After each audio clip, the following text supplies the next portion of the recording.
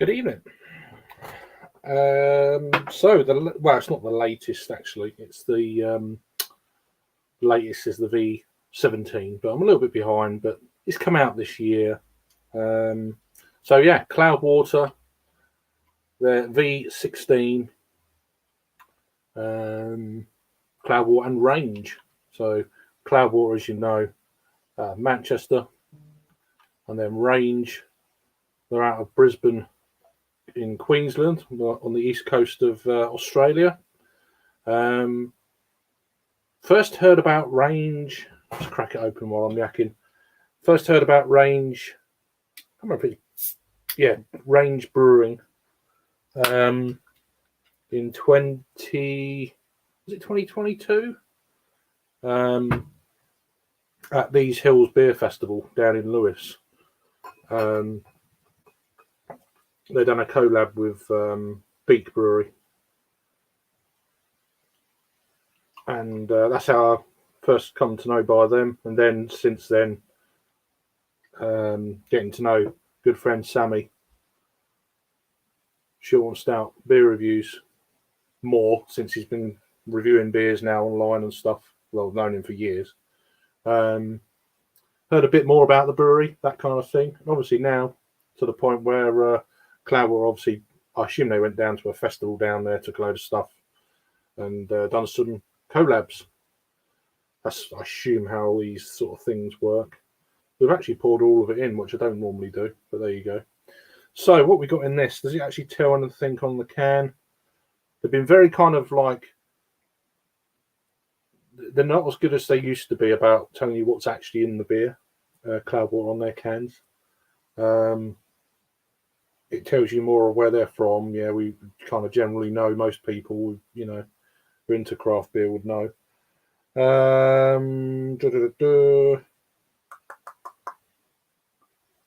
Doesn't tell you anything about what's in the beer. And good evening, Luke John. How you doing? Hope you might do a live. I don't know yet. We'll see. But yeah, let's get a nose on this then, and I'll try and find the ingredients of what's in it, because it doesn't say it on the can. So I've got the page up and running on the Untapped. It says, we are grateful to have worked hand in hand this time around with our friends at Range Brewing in Brisbane, Australia, who have worked in bold and adventurous ways to elevate Australian brewing scene, which, along with a few others, they have.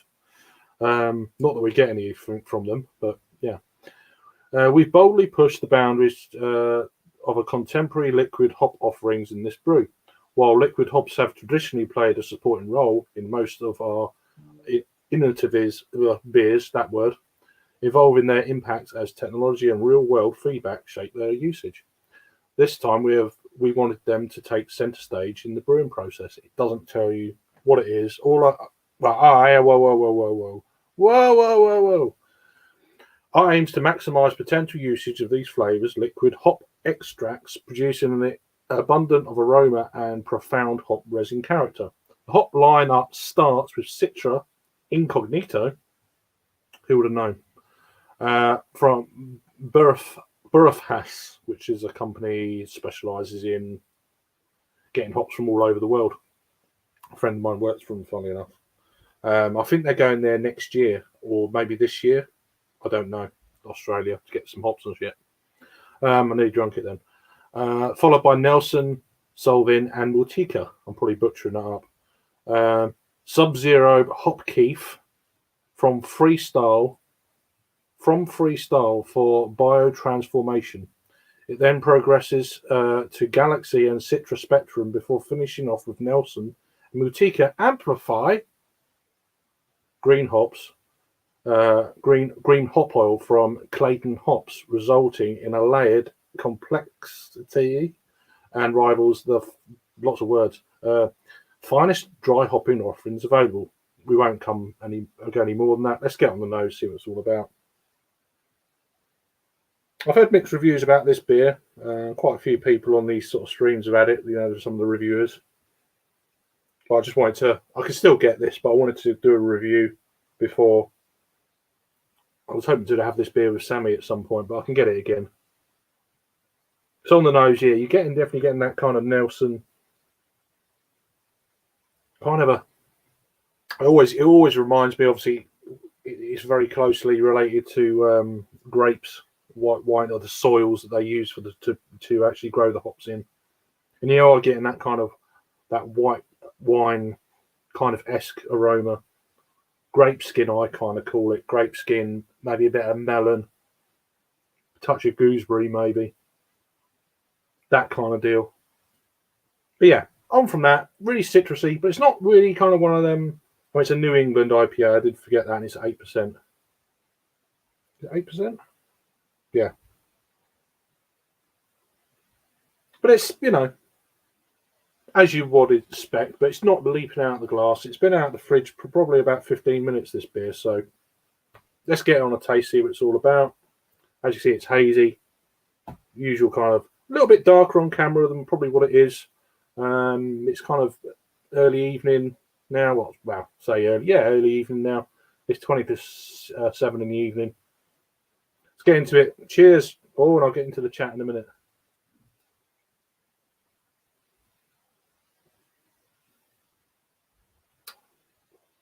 Bit of a lace in there. Hazy beers. I've got a funny relationship with them now. I mean, I used to be all I ever drunk. I've definitely gone more kind of into the West Coast kind of style beers these days. A bit of bitterness, that real dank grapefruit, piney kind of deal. So this is kind of for my palate, it's actually a refreshing change.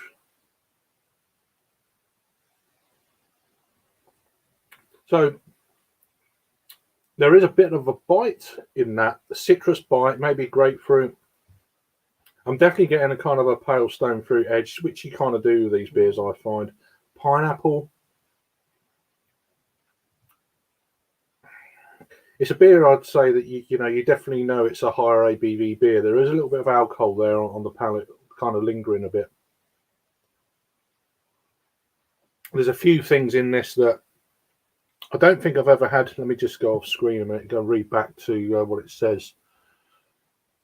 And there's quite a lot in this I actually need to look up, and what the hell is that, kind of thing. Or is it just a word that, so I don't think I've had Citra Incognita. I need to look up what the hell it is. Citra Spectrum. So there's a couple of, interesting kind of, it's obviously the modern, as I said, the technology in brewing has changed like tenfold these days. So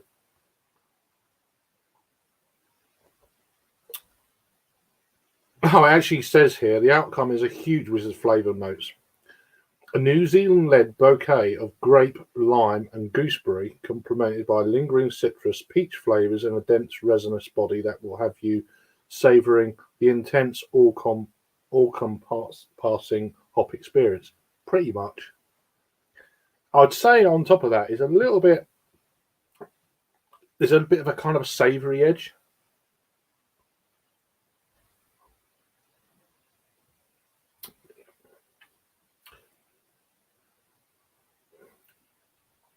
I do feel though that with most beers that have got Nelson Sauvin hops in, it generally takes centre stage when it comes to a beer that's got it in it, despite any other hops that are involved in it, which sometimes is a little bit of a shame if they're using new techniques for some of these kind of Citra hops. I mean, it's not particularly got that pillowy kind of creamy kind of mouthfeel, if you like, because of that kind of sharp-edged white grape wine-esque Nelson Sauvin. That's just my opinion. It doesn't matter, but saying that, it's still a very, very tasty beer. Have I had better from this range of beers, the V series? I've had more impactful beers going back from when they first started. Probably the V3. I think that was one that just lived in the memory because it was so new. Although if I had them side by side and trying this with it, this would probably blow it away. that's just how brewing processes have changed. That was good. It's getting on for 10 years ago now. But the here and now, as I say, there is another one out at the moment, which I've already had, the V16. So I will get another can of this and review it. So, which is from the Vale. So they seem to be more focusing now on doing collabs, which is all great and all, but in all honesty, I preferred it when they just stuck to what they done and used the techniques that have changed since they first started doing the V series, and then just kind of carried it on from there. But that's just me. Anyway, I'm going to get into the comments before I start talking what I think about the beer overall in a minute. We've got Luke John there. How are we doing?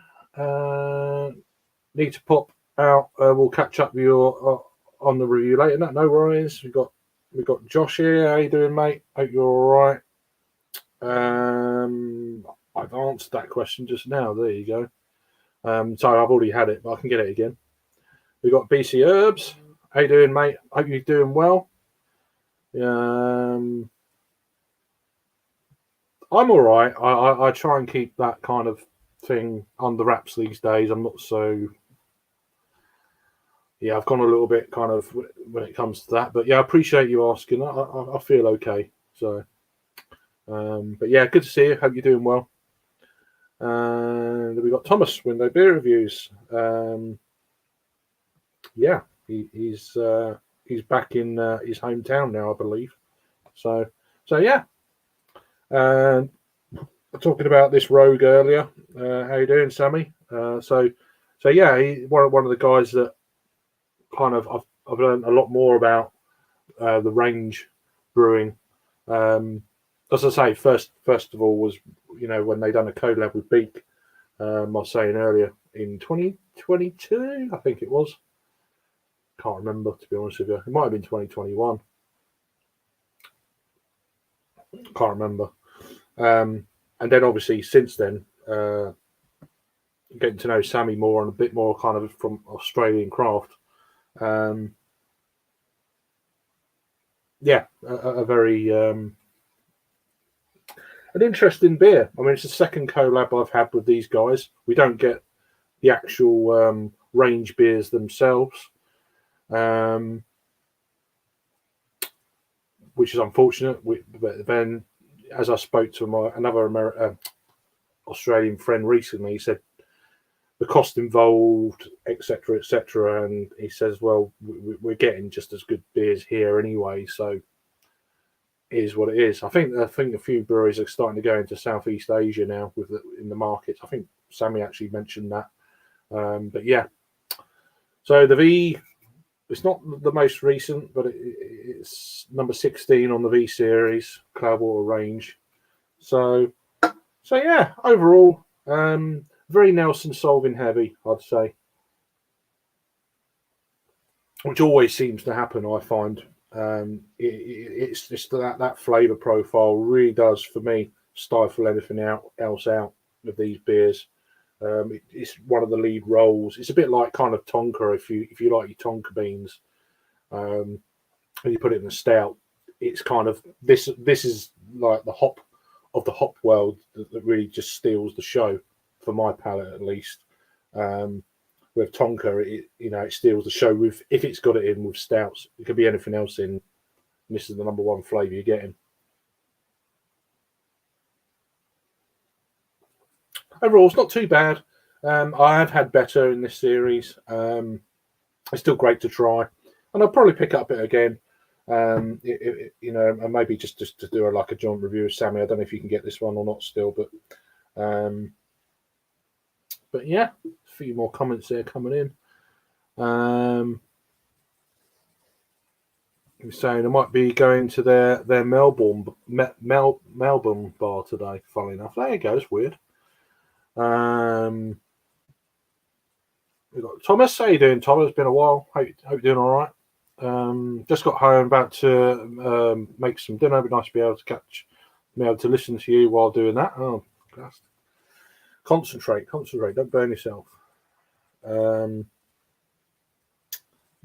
Yeah, Jimmy is getting some good Aussie craft beer to Southeast Asia. Yeah, I think that's what he told me a couple of weeks ago, like, or whenever it was. Can't remember, but yeah, this is nice to try. So it's still available in certain places online. I had a quick look just before I came on, and I saw I can still get it in my local one of my local places. I get some beers from.